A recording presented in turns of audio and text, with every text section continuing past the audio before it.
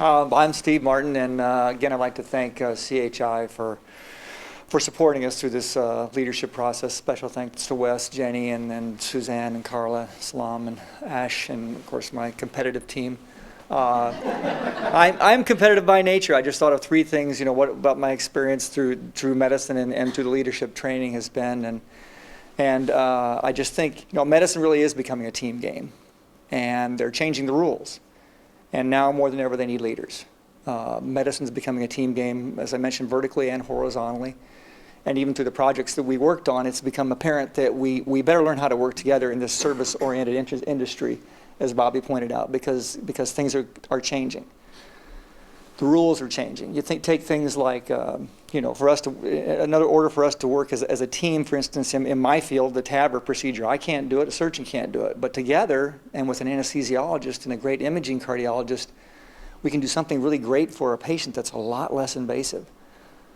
But then again, you get something even more important, like the project we work on. It takes a number of team members, not just the physician, the nurses, and the schedulers. It takes everybody to work on that to be successful, and ultimately that will have an impact on how we're reimbursed and the patient's quality of care. The rules are changing all the time.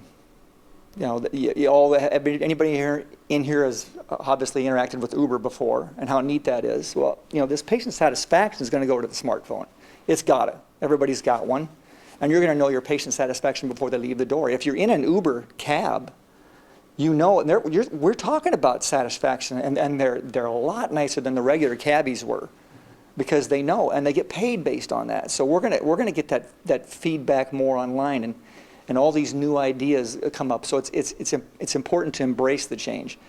And the important aspects that segues to my next point is that there's going to need to be leaders of change, and it's going to be us that, as Gandhi said, we need to be the change that we want to see in the world.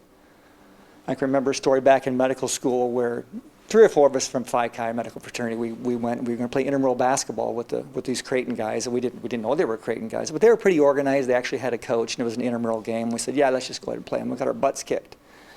We were freshmen. We went back and told the upperclassmen, big mistake, because initiation hadn't even begun. We didn't have a leader.